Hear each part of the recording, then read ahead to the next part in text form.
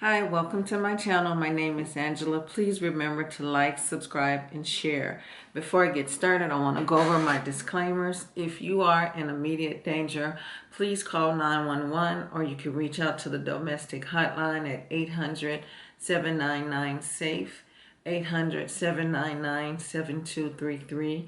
And for mental health resources, reach out to NAMI at 800-950-NAMI. 800-950-6264, and you can you can text at 741-741. And additional resources, reach out to the National Suicide Hotline at 988. Please remember to like, subscribe, and share. And happy Thursday. It's getting closer to Christmas. I hope everybody is doing well and making sure that you're not letting the holidays get you down. I know that things can be so stressful, and all the news that we hear and family news or whatever the case may be can really take you back.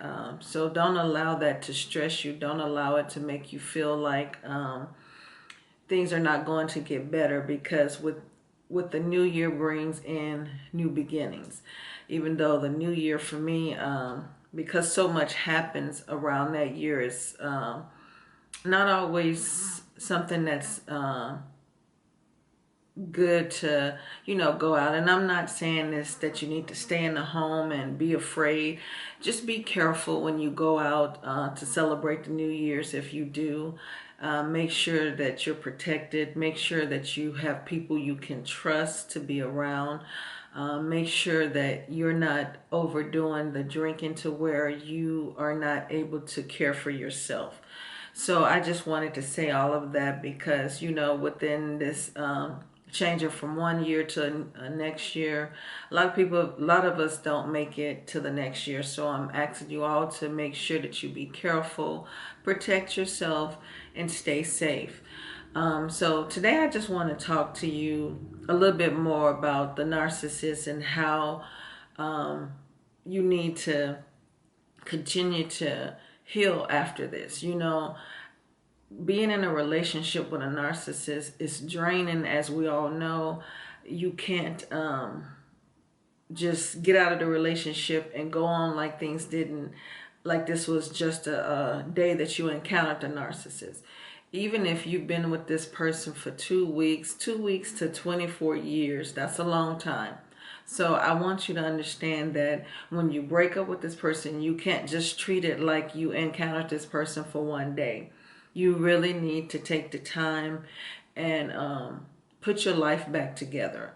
Make sure that you don't allow this person to continue to destroy you after you have left the situation. And if you have children, make sure that they are being taken care of as well. Like I said yesterday, get mental health care for them, because a child grows up and they keep secrets. They don't talk about what happened to them because maybe it wasn't directly happening to them, but they did see how this person treated you. So you want to make sure that you're not neglecting your child. You want to make sure that you have conversations with them. You want to make sure that you tell them that this can be fixed, and don't allow them to just sit back and be alone. Because when you don't address the situation at hand, the child is going to grow up and most likely become a victim of a narcissist. So you want to protect this child and you want to prevent this. And I know that it may seem like a lot to do because you were actually the one that was receiving this firsthand, and you're trying to get yourself together. But please don't forget about your children, because they grow up and they get lost. They're going to need you as much as you need someone to help you through this.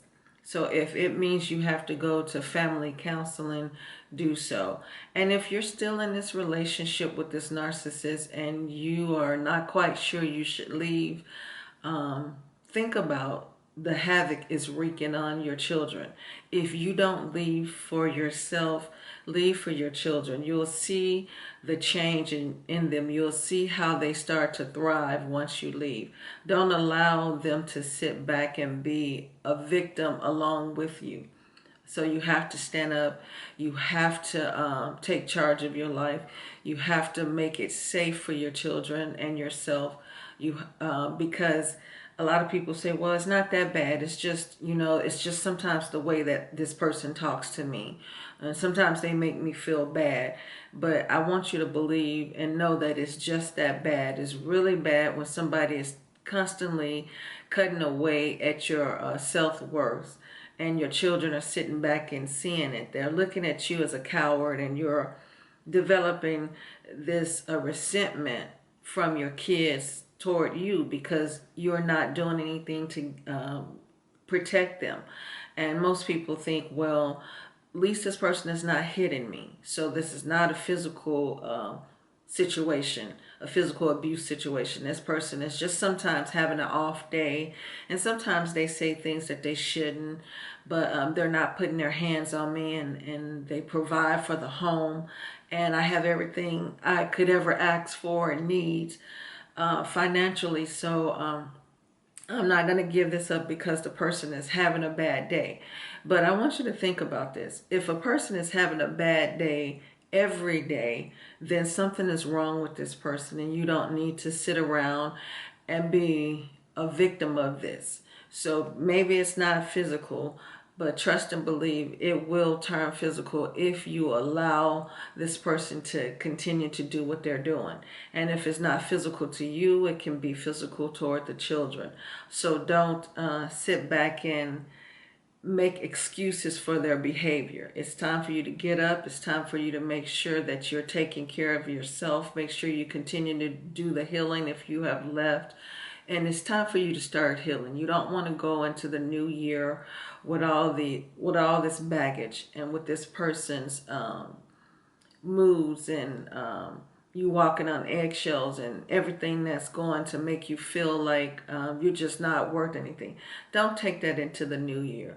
Go into the new year fresh and clean. Start with a new beginning. Continue to say your affirmations, and don't let this person get in your head and keep you stuck. Don't let this person make you come back to them. Don't let this person threaten you. Like I've said, narcissistic abuse can become physical abuse. So if you feel that you're being threatened and this, do whatever it takes to protect yourself. Don't stay in a situation because fear is keeping you there. I know there's a lot of stories going around on the news where people seem to have done everything they needed to do, and the abuser still come back and in this person. So I can't speak for all situations, but I want to speak to you in your situation. I want you to keep your mouth closed when it comes to leaving a person.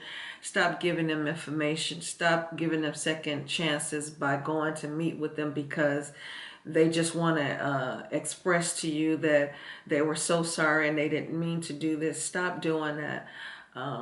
Stay vigilant. Make it a problem to be a nuisance to the police if you feel like they're not doing a lot or doing enough for you.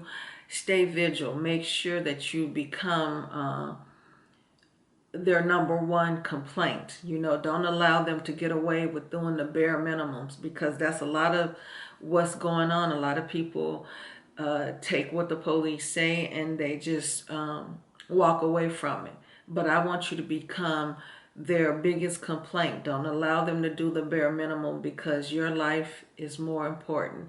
And if you feel that you can't do it, go through a victim advocate. Whatever it takes to get involved with that. So make sure that you do your due diligence, do your research, but also keep your secrets and your plans to yourself. And if you know someone that's going through this, please remember to share this video. If you're going through this, watch this video as many times as you need to. Remember to like and subscribe, and I will see you again tomorrow. Thank you for watching.